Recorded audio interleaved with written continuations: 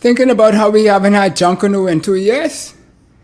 Missing how all the color, movement, and rhythm in your belly? Pause, think about it with intentional thought, and consider where we go from here.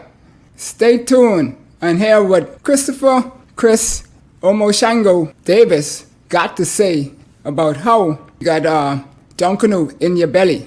Stay tuned and listen to whilst our sponsors, Dom Dev Enterprises and Page Investment, and our friends at Something to Think About with Dale Happy Knowles, and join us as we ask questions of this esteemed guest of ours tonight, and we find out why it's in our belly. JunKaNoo. We'll be right back.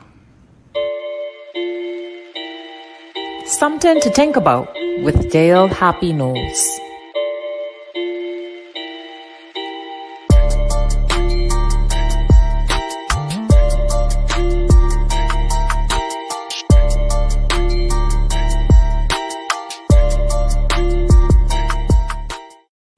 Welcome to Something to Think About with Dale Happy Knowles. What we think, we become. What we radiate, we attract.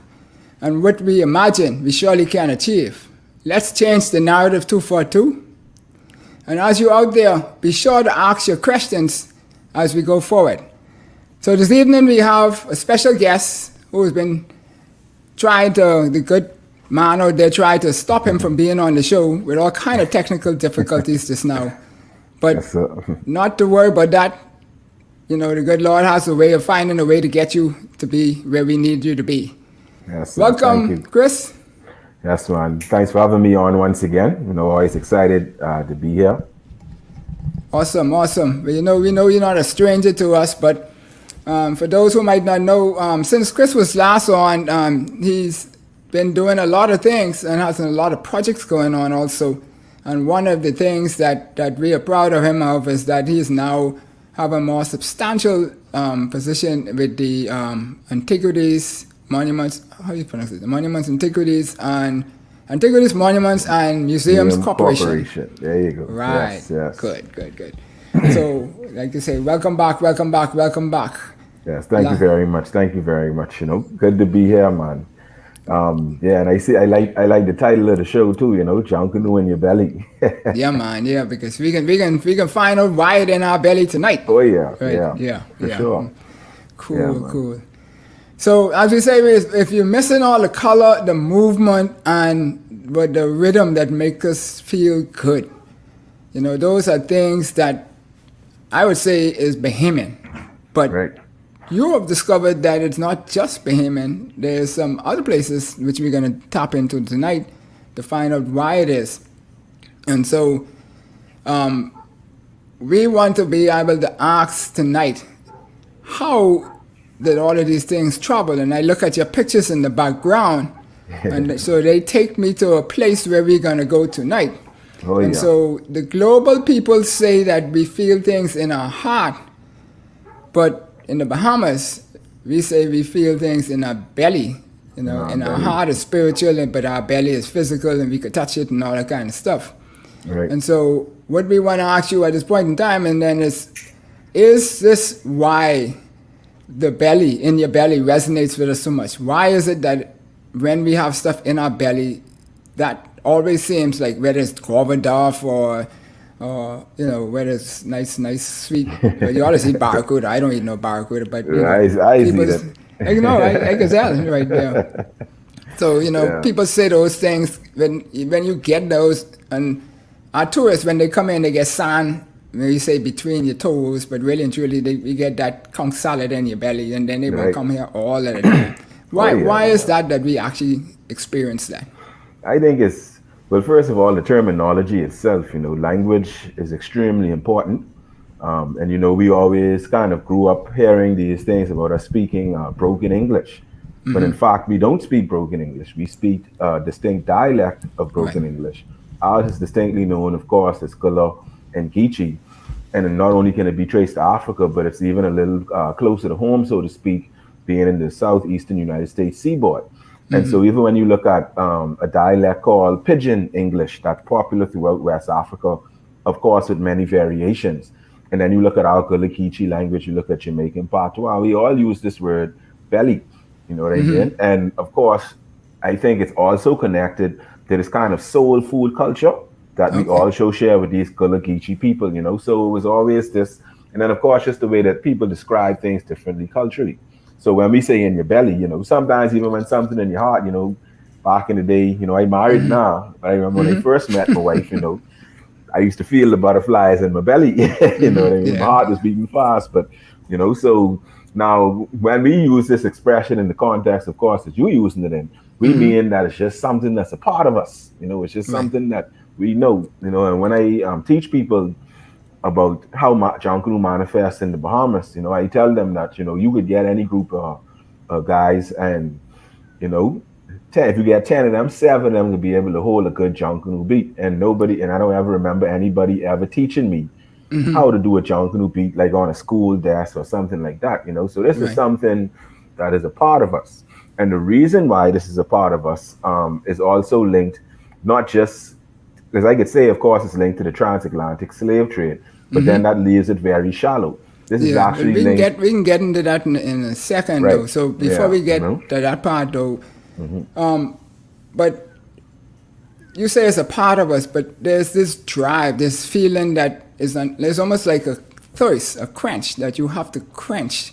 yeah, You have to, like you say, people who got JunKaNoo in the blood, they have to have JunKaNoo, or they feel they go right. crazy, not crazy, Oh, but yeah. they feel out of sorts, Yeah, right. and so forth. So we know about the language part, but what about the body? Is it the spirit, or is it just the Right. physical body So, resonating with the oh yeah, for music and sure. everything else?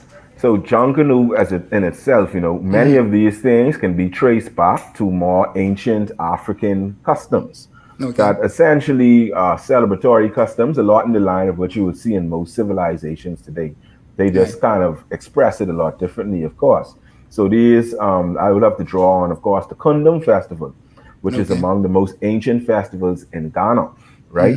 And these were things that were done to thank God for a good harvest, thank God for being bountiful, to protect against bad energy and bad spirits. And of course, it was just something like JunKaNoo that you know that you had to do, right, right? And again, it was something that was much deeper than song and dance. And of course, the narrative surrounding JunKaNoo has kind of been left at a shallow level where, you know, we just having fun in the song and dance. But again, like you say, it's some of us who, like, we got to rush.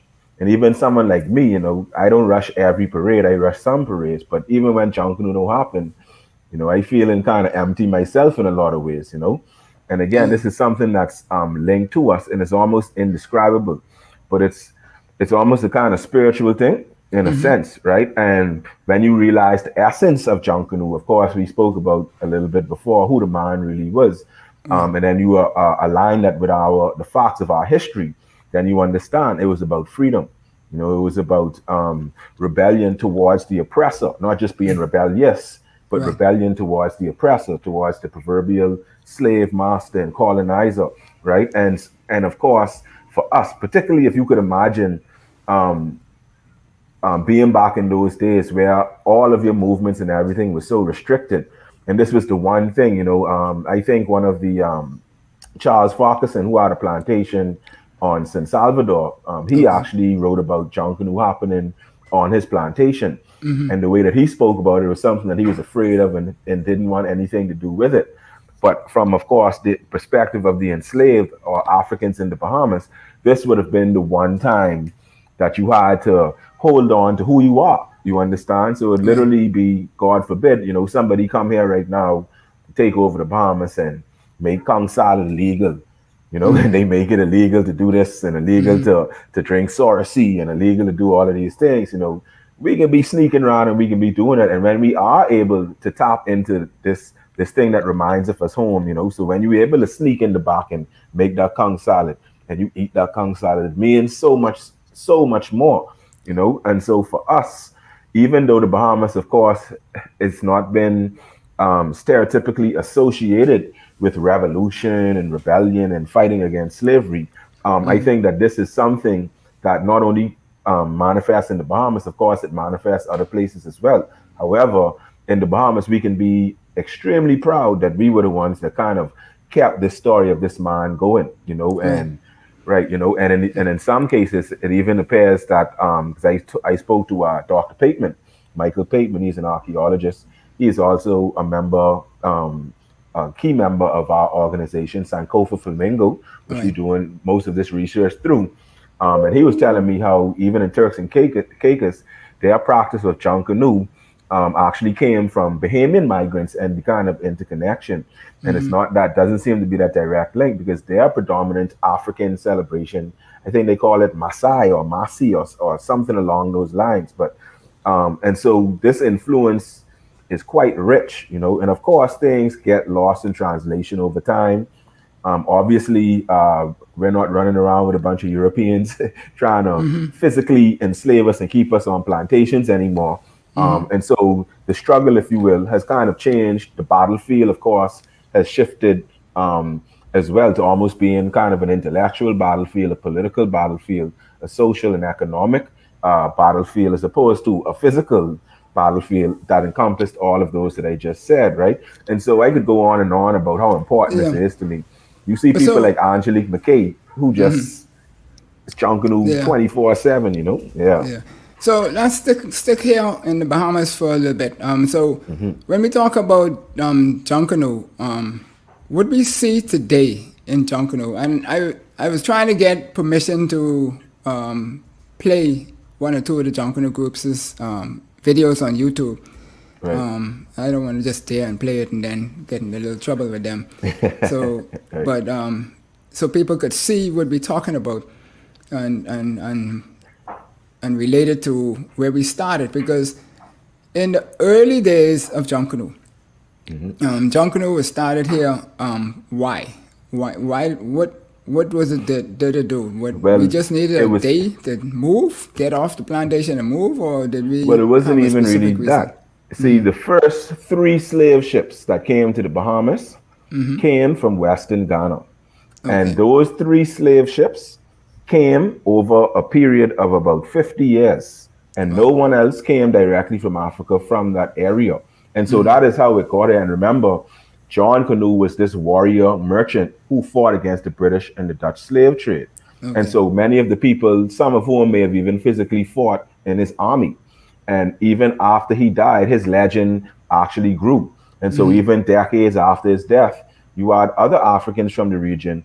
For example, William Answer, who was enslaved in Barbados, and he actually mentioned John Canoe by name, being like, man, we should have gone side with him. And now we kind of see the mission that he was on.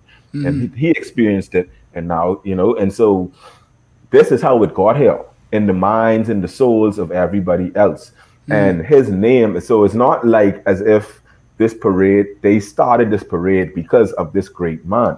This was something that would have happened regardless, but his name was attached to it and the namesake. And then of course, the atmosphere that we were in, we were, Yeah. So what was people that were enslaved atmosphere though? amongst- Help our audience understand Well- why it took off once they get here. Because I mean, Right, we so- seem to have taken it to a level that nobody else Yeah. has taken it to. Oh yeah. Yeah. So again, it's rooted in our ancestors, in our ancestry, and those are things that you just can't explain. We just know. This is like sucking your teeth almost. You just know, just do it, and you don't really know why, right? However, now when you look at it and how it manifests, of course it evolved, right? So after those 3 slave ships came here, then you had numerous other ships coming from all sorts of other regions in Africa.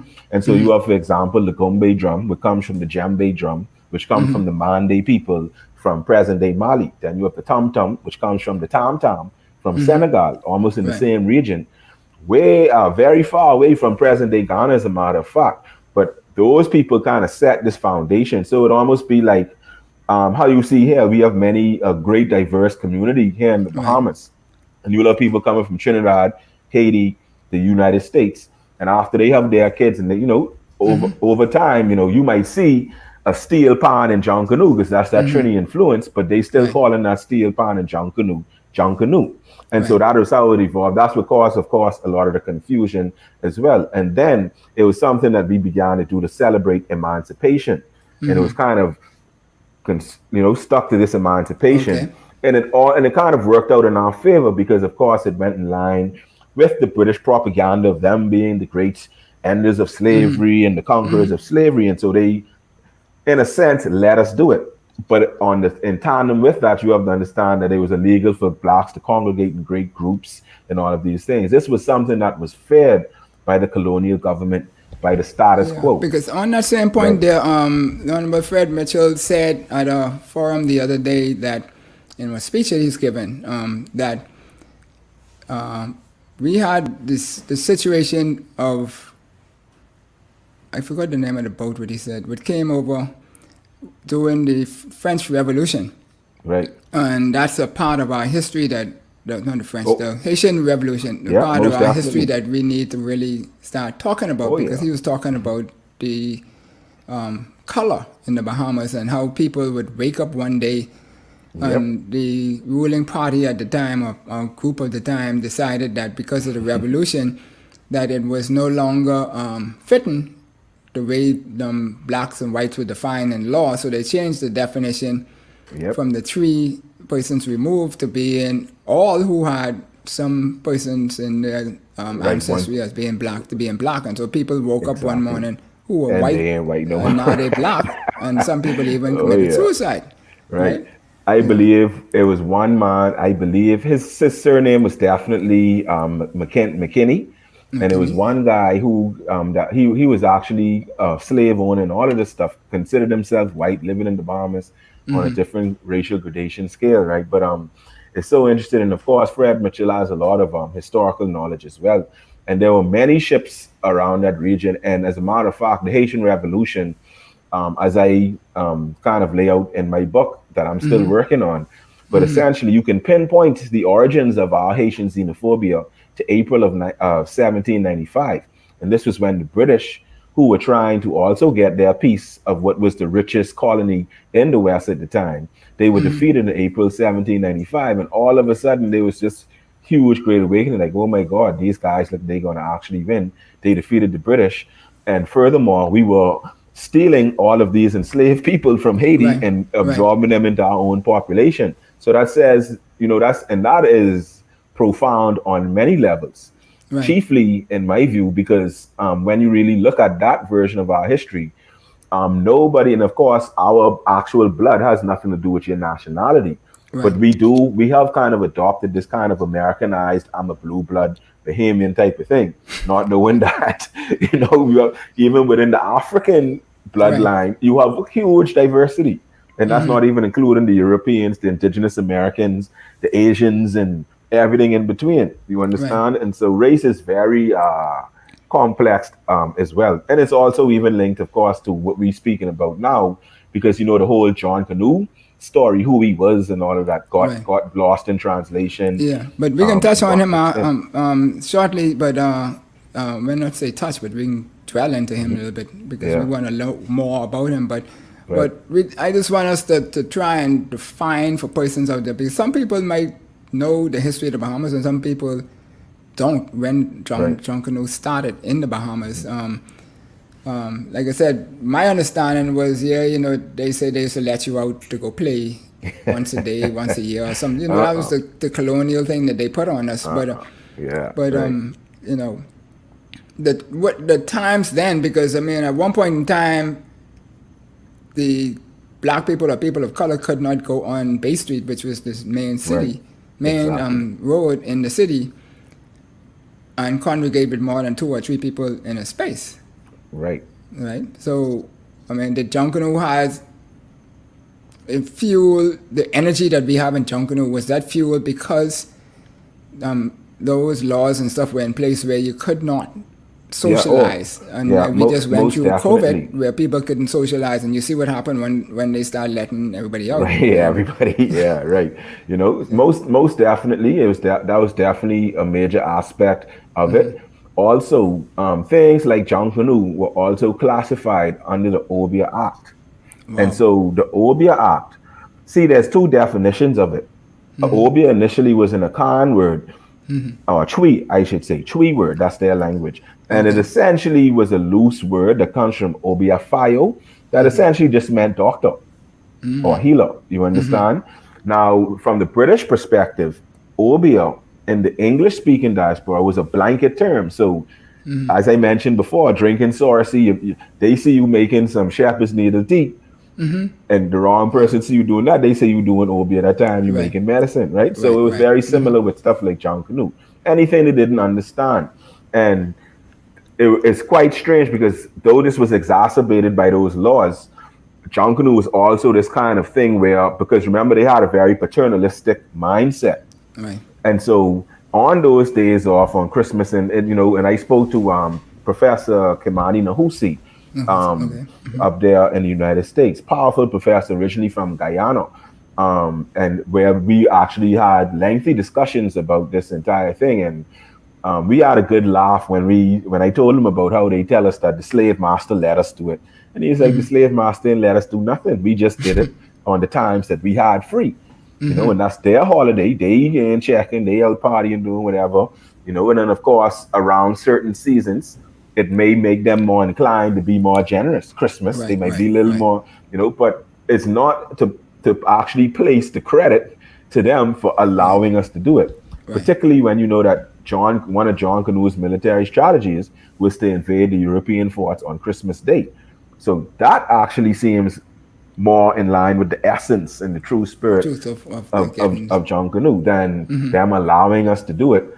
Particularly when you mentioned the laws that you just laid out, how is it that they were allowing us to openly have JunKaNoo when they were having fun side by side with us in this, as they try to portray it, yet at the same time, up until, like you said, the 1950s, 1960s, we couldn't even be on Bay Street, and that kind of contributed to it as well. And that is where, so when you look, for example, at the Kundum Festival and some of the more original ones, and then you see some of the accounts from the proverbial slave master and how afraid they were of it, we actually had to taper our JunKaNoo commemoration, not only to be more palatable to our colonial masters, but just to be a little more practical in real time, especially in the time and space that we're living in. That's how it became a parade, became a competition, which we actually got from Trinidad Carnival, ironically. Even though we say that later on that we didn't. Or whatever. Right, exactly. So when we look at that now, we go across the border a little bit. Your research has taken you far around the world. And one of those stops are in Africa, in Ghana in particular. And you indicated in some of your writings that JunKaNoo originated in I don't know how you pronounce that, Hunter line. Oh yeah. Okay. Right. And then it passed through the Caribbean and so forth into the Bahamas, and so. Right. My question is how? What was the movement that caused that to happen? Was it just the trade? Because I know Ghana is a trade and entry. Well, trade was definitely a part of it, but it actually has more to do with an aspect of African history that's often overlooked. You see, centuries before the Europeans even arrived, you had the Arab slave trade. Wow, I wouldn't believe my battery on the way out, and I get a charger. All right, don't worry, but we can get through this, right? So, but in ancient history, many of the West African groups, they actually could trace their lineage, and this has been proven by DNA, to the Nile Valley, stretching straight down to Kenya. And so, then, Chris, let me stop you with that. We could take the break right now, and then you could get your charger organized. And all right, yeah. And I have to leave at 7:20. That's cool. Yeah, man. Yeah. All right, we'll be straight by then. Yeah. All right then. All right. Let me just So we've been I using my boy computer and I by him. You see. So I just gotta make sure. Let me see what he's saying with this charger. Yeah. All right. One second. You're listening to something to think about with Dale Happy Knows. We'll be right back. Yeah, and see Stephen Arthur's comment on the bottom there. He's one of our co-partners at Sankofa Flamingo. He is also a municipal MP, and he is one of the ones that relays a lot of this information to me as well, So, but I can teach y'all. Y'all can hear a lot more about these guys. They'll be coming to the Bahamas soon too, so you could be able to pick their brain too, Right. Yes. Yeah. We gotta have them on the show. Yeah. Yeah. Yes, sir. Cool. All right. We'll be right back. Okay.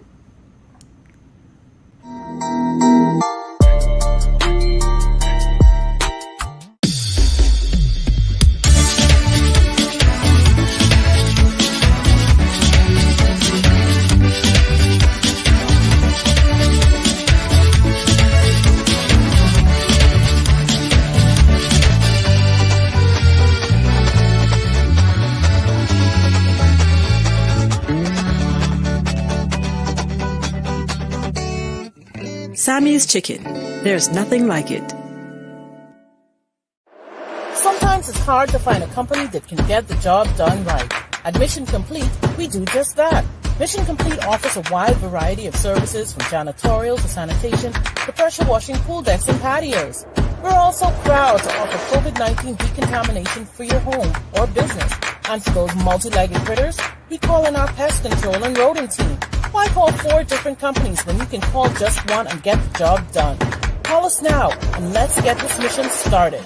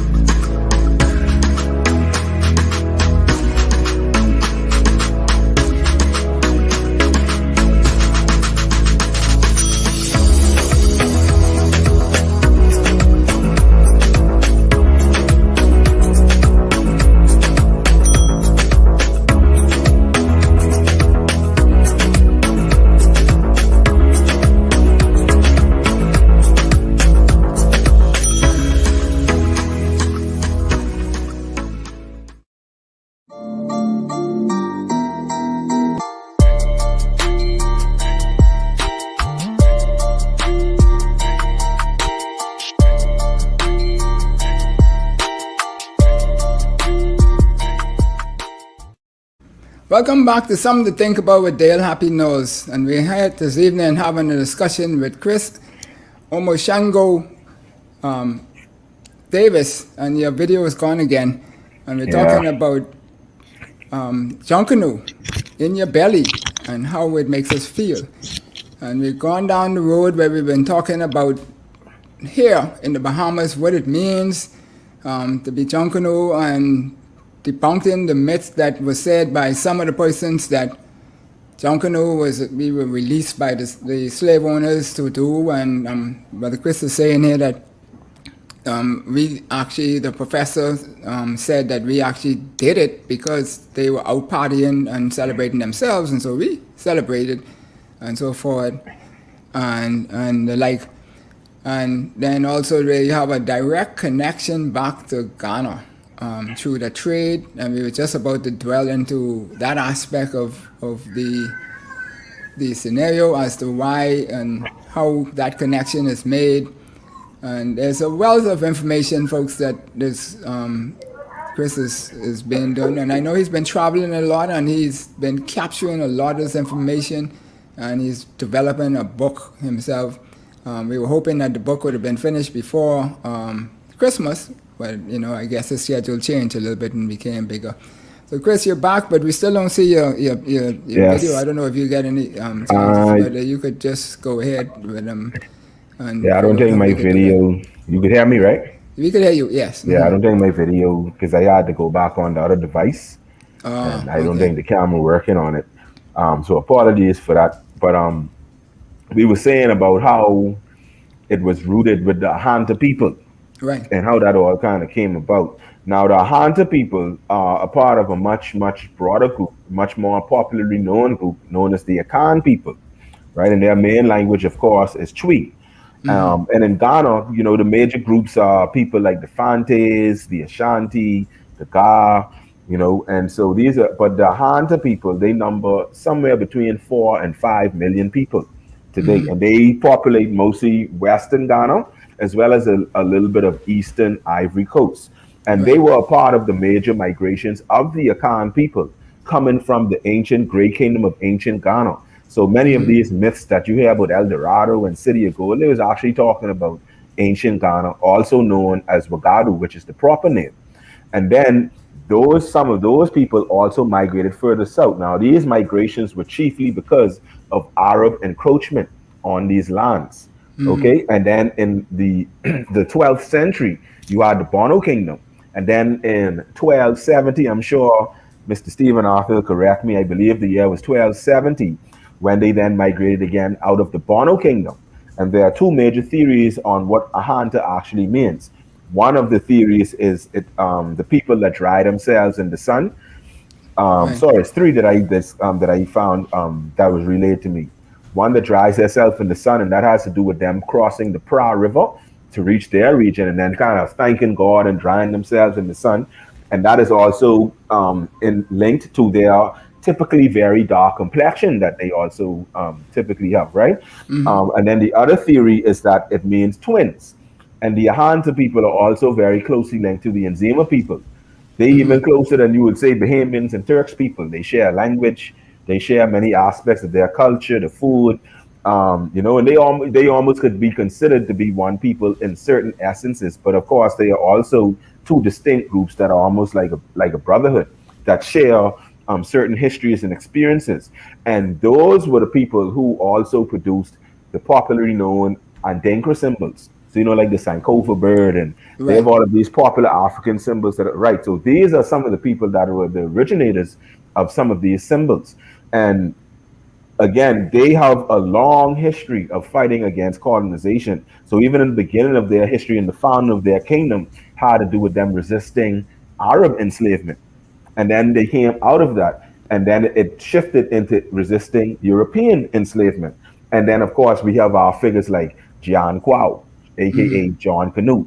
Then you have a much later king, Badu Bonsu II. And this guy was absolutely amazing. And as a matter of fact, among the Ahanta people, Badu Bonsu is considered one of their last great leaders. He lived 100 years after, and this guy, his story, I don't have time to divulge it now, but his story is one that turns the historical narrative completely upside down. The places that you think are supposed to be about freedom and justice, like The Hague and Holland, they show you that some of their true colors, and it's something that's extremely powerful. It Right. was something that even was giving me chills, was bringing tears to my eyes, and when you meet the people and you go around there and you see JunKaNoo's fort and you see just a different narrative and the belief that they have in themselves and their history and the pride that they have in their history. And they all know, most of them know who JunKaNoo is. Most of them know who Badu Bonsu is. And all them, Badu Bonsu, the great whale. And you have so many people from Hunters that, yeah, I'm the great whale, that Right. consume all my enemies and all of these things. So it's something that's quite powerful. And then that same essence. So when you look at our JunKaNoo, notice, that I could make these comments because my mother from Trinidad, so nobody get offended. But we don't play JunKaNoo like this. Play mass. You Right. understand? We do the JunKaNoo. Some people say that we don't dance the JunKaNoo and we just rush. Right. Right. We just rush. You understand? Yeah. And rushing is not something that's typically associated with having fun, is it? But it could Yeah. be right. Yeah. So But we just rushed, and our old person told me one time ago, I shouldn't say, an elder person told me one time ago, yes, sir. that we rush because when you dance, that's intentional. You have that in your head and you figure out you can do this move and do that move. Hey, But when that's you interesting. rushing, it just whatever coming out is Right. what you can do. Right, Yeah. and that is the way we kind of move to JunKaNoo. And furthermore, the people of Princess Town and the wider Hunter people, these people are the best dancers that you will ever see. And I talking about we was there during the Kundum Festival. It's one big long week of partying, and along with the traditional African stuff. And man, in the nighttime, we was just there standing up in awe. Because and when I say they could dance, I talking about everybody. Like if you take 10 people, 5 of them on that Michael Jackson level, like they Right. just Yeah. crazy dancing, and it was just amazing to see because it was something we wasn't really expecting, and they were so inclusive. Like so, even when we were documenting the Kundum Festival, we were being pulled in. They was pulling us in, man. You all standing up, and that's something that I found really interesting because JunKaNoo is the one thing that has got us up and about and excited. I Right. always, and I was telling the people in Ghana, I was like, we have a lot of fun, but if you don't know us, you wouldn't know we having fun because we'll go right there and stand up and clap and watch your concert, and we ain't getting too sweaty and thing, but we enjoying the concert. We having just as much fun as everyone else. But the one thing that you will see us go crazy for, everybody dancing, everybody screaming, everybody running up and down, is JunKaNoo. And I think that this rush out that coming up at the end of this year, this might just be the sweetest rush that the Yeah. Bahamas ever had, Yeah. And Yeah. I We've think been that locked up for 2 years. We oh couldn't, yeah, we couldn't this move. rush can I mean, be even little fella like me who don't don't get out there no more. I done the JunKaNoo once, the so-called rush, and I almost died that first time. That's a challenge just to go around those laps like that. Right. And so I never went back to do it like that. But I will be in the stands, moving in the Right. stands. Yeah, man. Right? Yeah. Yeah. And you see So Brother Stephen there commenting, yeah. and so JunKaNoo built, he was with the people that built this fort initially, in Princesstown. Princeton. And Okay. right, and then he was the one who ended up eventually occupying this fort, because he was trying to do what he could to curb the enslavement of these Ahanta and Nzima. And there were many different groups that were all involved and tied into his forces as well. Right. I just excited for when the Bahamas has an opportunity to meet people like Stephen Arthur, people like Alice Kofi. And let's not forget that there's a man who currently sits on the same throne that JunKaNoo used to sit on. His name is Abu Supwanin. Correct me if I'm wrong, Stephen. I'm struggling with the Twi language still. But, Augustine Yaw, Chief Augustine Yaw, or Augustine Yaw. And this guy sits on the throne that JunKaNoo sat on. And when I discovered this, I almost did a backflip. I was like, man, we have and so I think that Bahamians, this is a place specifically that's almost unprecedented that we could look to. Right. I don't know, and I hoping that UN and them take notice of this because they like make World UNESCO's heritage site for places where enslavement was going on, but for Right. some reason the places where we is fighting it, where they don't want, where it goes against this narrative. The one fort in the area is JunKaNoo's fort. That's not a World UNESCO heritage site, and all the surrounding forts are World UNESCO heritage sites. And so it points to this troublesome European narrative that we've also been done. And this is why groups like the Ahanta people and the Nzima, of course, are not as known as they should be. And of course, So not to take away from the glory of the Ashanti and the Fante as well, but the right. Ahanta people, super close to home. You understand? And it's a direct So link there.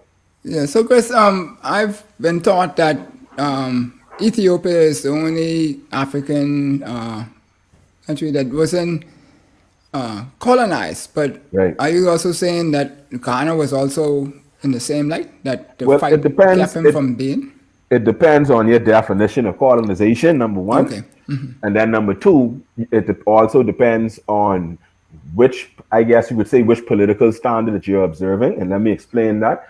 Yeah, Santiwa in 1906, I believe it was, when the wars were coming to an end and the British were really just pretty much using machine guns and slaughtering modern day Ghanaians wholesale, regardless of Right. what tribe you were from, essentially. And when the men were about to give up, it was Santiwa who actually stood up and said, well, if you the men won't fight, we the women will fight until the last of us fall in battle.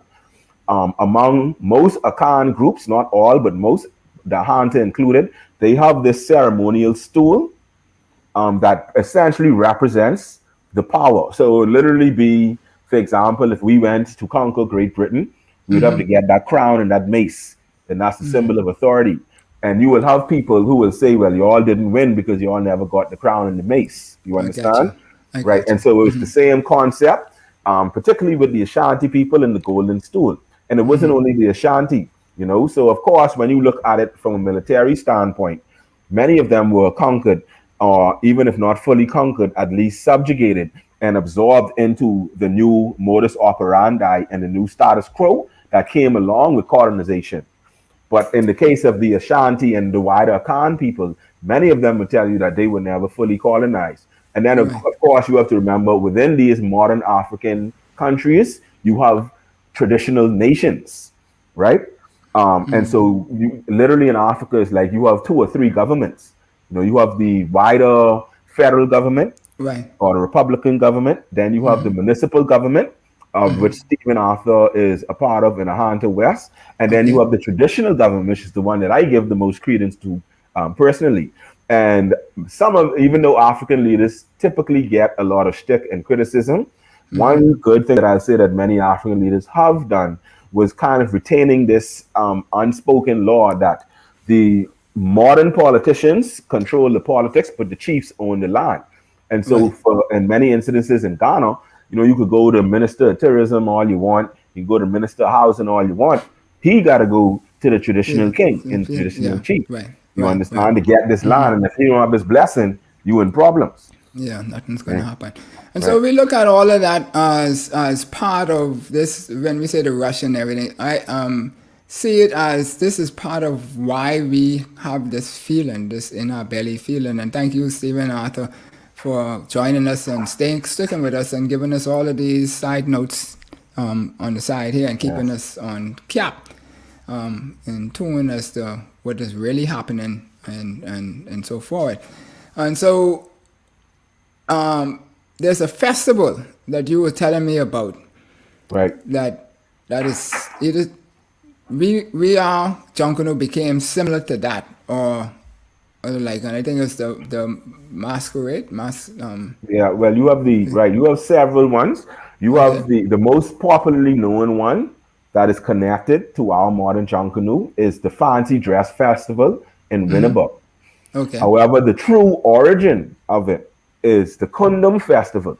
Okay. Okay. Now notice the name Fancy Dress Festival. How did the African festival get the name Fancy Dress? When I Right. actually visited Winnipeg on my first trip to Ghana, and we did a lot of research. The first official Winnipeg Fancy Dress Festival was in 1912. Some say 1914.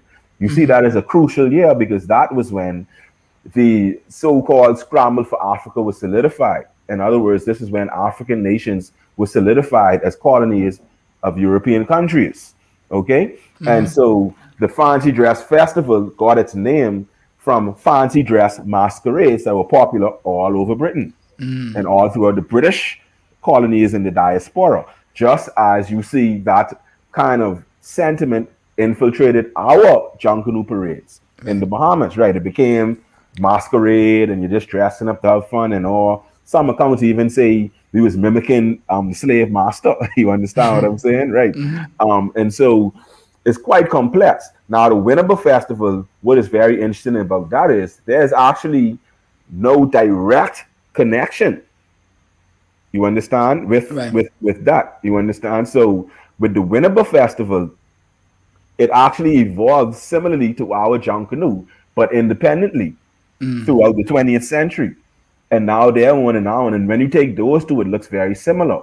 The confusion comes in with the Kundum. So even the Winnipeg Festival has its origins in some of these Kundum festivals among the Ahanta and the Nzima people. Okay? And remember, these things evolve, and in different colonial spaces, these things because people sometimes lose sight of how intricate colonization actually was and how it affected every single form of your life, and so in order for you to, even if you weren't conforming or at least giving the illusion of conforming, you would have had to adopt some of these things. And that is how, because the traditional name is not the Fancy Dress Festival. Right. The name is Katamburi or something along those lines, right? It has a traditional name, but we know it as Fancy Dress. And so even in Winnipeg, you see where this British narrative has kind of almost polluted something that was almost purely revolutionary and purely anti-colonial in its original sentiments. In terms of since it began during that contact with Europeans and Arabs, right? Now, of course, remember, these were festivals that were a part of Africans' way of life long before any colonization or anything like that began. As a matter of fact, they can't even tell you when they start doing the Kundum Festival. You understand? That's how old it is. Some scholars date it to when they officially migrated from Bono Kingdom in the late 1200s, because I guess that's officially when you could separate a Hunter and Zima from Bono, right? But again, and of course, they call in all of these different names of groups and ethnicities and tribes, and that again points to how diverse Africa actually is. And the predominant symbol in Ahanta West, it's in Twi, it's Fenton Funfunu, Denshin Funfunu. But what it looks like a very cool kind of star symbol. But when you look closely, it means Siamese crocodiles. And these represents crocodiles that are joined at the stomach. And so if these crocodiles do not cooperate, meaning those crocodiles, I think they are meant to represent the Ahanta people and the Nzima people. And so if these people don't cooperate, they will surely perish. Just as if you had two Siamese crocodiles, if they only want to do their own thing and eat they'll both perish, right? Right, And right. so it was a beautiful, beautiful concept. They have all of these lagoons in the area. It was just magical, man. Like you have these lagoons, freshwater lagoons, and then it's like 50 feet of land, and then it's the ocean. And it's like just very, very, it's similar but different to the Bahamas in a lot of ways as well. And within these, many of these freshwater lagoons, they are considered sacred. And so you can't defecate or urinate in them. You can't use motorized ships in them. You know, they some of them filled with crocodiles, and never one time in their history have they ever have a documented crocodile attack in that entire region. You know, so this is a place that's extremely interesting, and it's not even just for historians. You know, Alice Kofi, who I mentioned before, he's a naturalist, and they have about 5 or 6 naturalists in this area where they take you on these canoes and you look at all these monkeys and crocodiles. So it's so much stuff to do in this area. And of course, you know, in a few weeks, we're doing another pilgrimage over there. Yeah. As well. So when we look at all that, then all of this content, all of this vibe, this movement, activity that's happening over there. Right. To me, this means that when we operate, and particularly in JunKaNoo and the rest, it seems like we're trying to draw all of that back. Yes. Oh, into yeah. our existence today. Most definitely. You know, Dr. Miles Monroe always used to say, if you separate God's creatures from him, just like a tree separated from the ground, you will surely die. And so it seems like, you know, we separated from that activity. And so we are like a child yearning for his mother, trying to get back to that scenario. Oh yeah, that's a beautiful scenario, metaphor to use. You know, like a child away from their mother, trying to get back to their mother.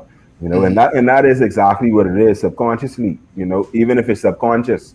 I remember it was one of those parades where I think it was either the Saxons, one of the 2 major winningest groups. It was either Saxons or Valley, and they had an African theme. And I remember I was sitting in the crowd, and it was about a group of women behind me saying, well, where are they going with this African foolishness? And I turned to them, of course, as politely as I could. They were seeing it to me and all of that. And I was like, madam, this entire parade is African. You understand? And so, and then they look at me kind of strange and me like, oh, yeah. And I was like, you know, it is, you know. But it wasn't any adversarial thing going on. But I think we have to be proud. And a part of the problem, of course, is that Africa has been so heavily demonized. And a big reason for that is because we've been severed from our history. We've lost the knowledge and the connection that we have to these Ahanta people. You know, and as we release more and more information, and we put more and more projects together, I think Bahamians will fully be able to see, particularly as it pertains to JunKaNoo and our real origins, where we come from, you know.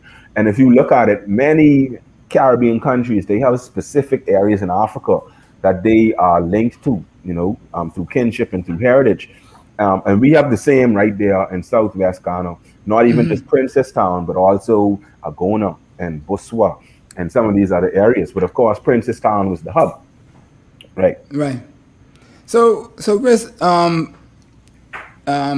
folks who listen to something about what Dale Happy knows, and we have Christopher Ömo-Shango Davis on with us. We apologize because he lost his video earlier, and so that's why you're only hearing his voice in the background. But he's a very astute and knowledgeable historian child, because I mean he's a young man.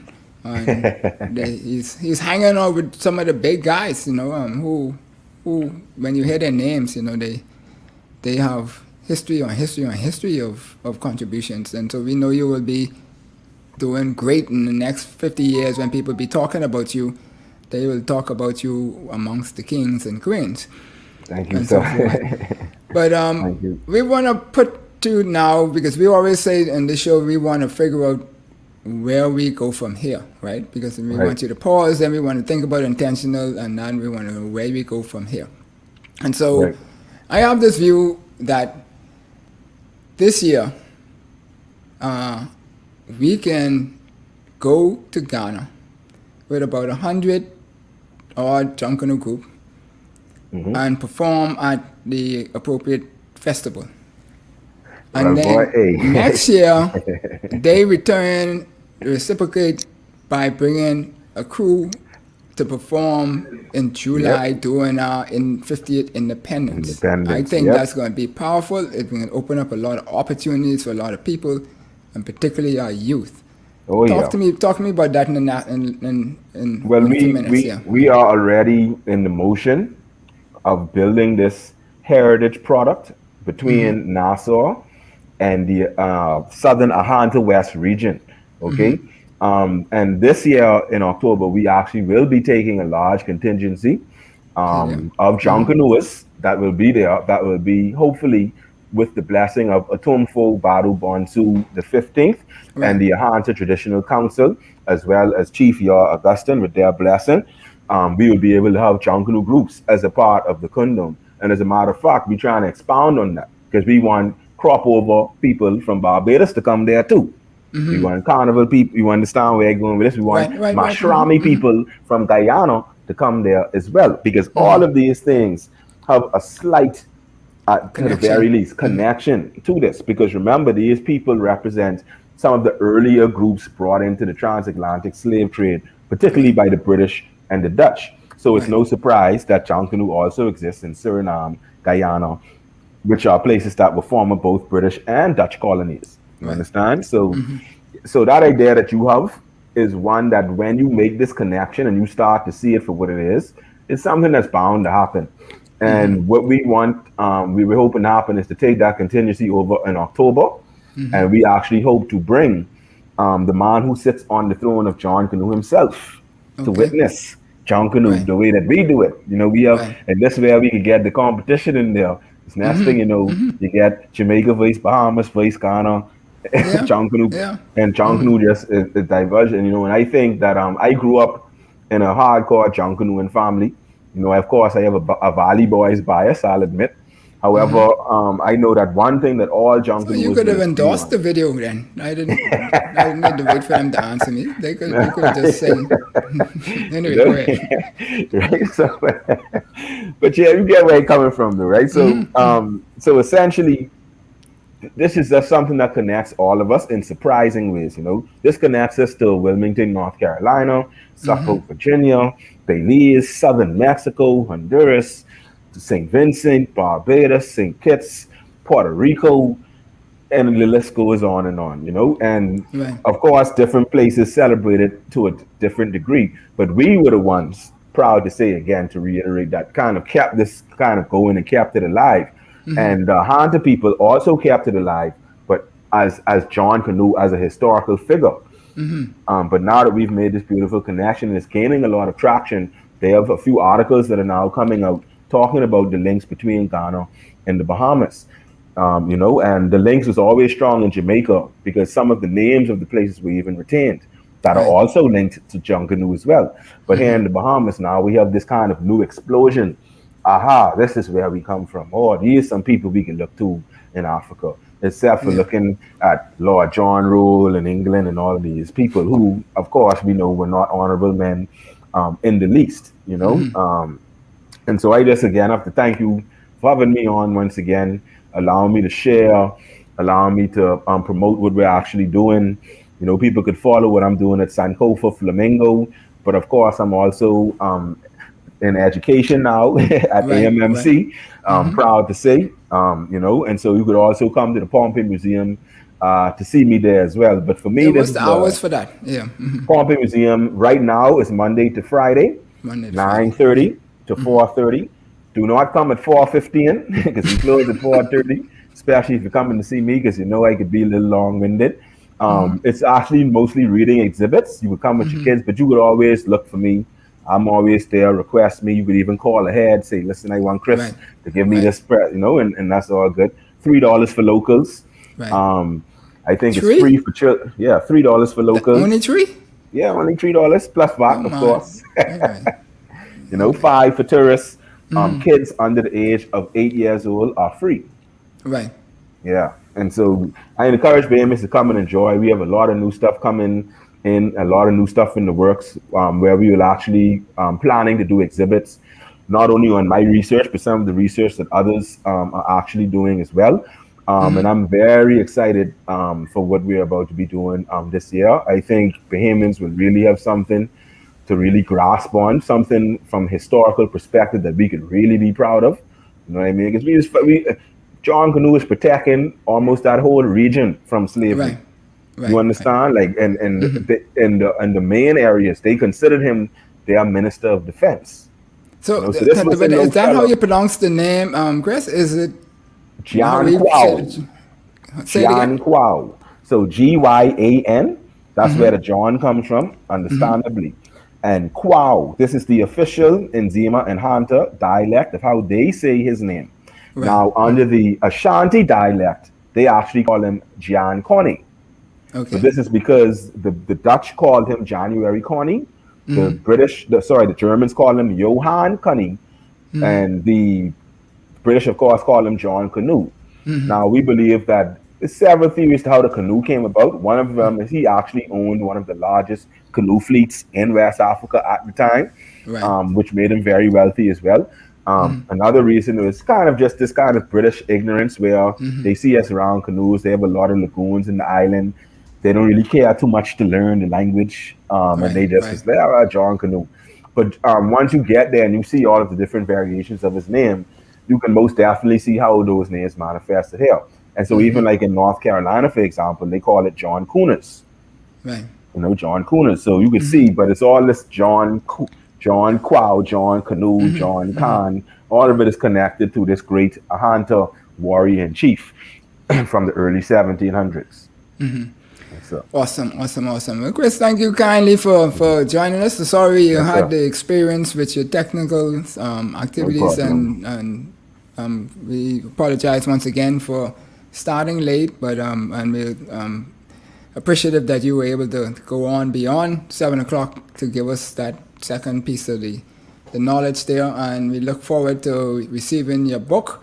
When you come out, you have to find time to finish it, because that's what Dr. Miles Monroe say. You have to finish your book. I started mine. It's just in my head. It just need to get on paper. But but I'll get it there sometime too. But yours way ahead of mine. So you need to get it up, because yours have a lot of value in helping us know who we is, as we say in the Bahamas. Who we is, right? Yes, sir. So but thank you for having me on, sir. I appreciate it. You're welcome. Okay. Good.